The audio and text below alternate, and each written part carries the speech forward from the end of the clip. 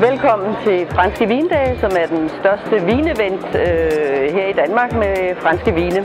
Det foregår i Politikens Hus i Pressen, og her er simpelthen 25 stande med franske vine fra hele Frankrig. Det er simpelthen importører af fransk vin, som udstiller her, som gerne vil præsentere deres vine over for gæsterne. Og Franske Vindage kører over 2 dage, fredag og lørdag, med 2 åbningstider, så der bliver masser af muligheder for almindelige danskere for at komme ned og smage fransk vin.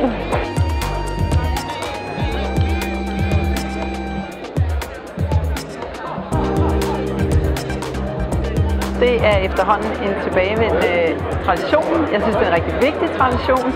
Det giver franske vine en mulighed for et comeback, efter i flere år har været hængt ud som kompliceret vin og alt for meget for de indforståede.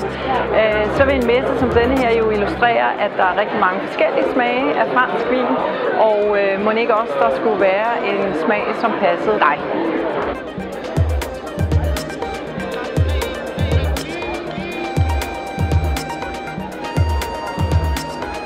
Franske Vindage her er arrangeret af Sopexer i samarbejde med Politiken og Ekstra Bladet. Vi prøver at få det optimale ud af fransk vin og samle. Importørerne findes på det danske marked. Der er selvfølgelig vine fra alle regioner i Frankrig. Der er gode, billige rødvin, der er dessertvine, der er røde hvidvin, der er det hele. Så det er bare at gå i gang.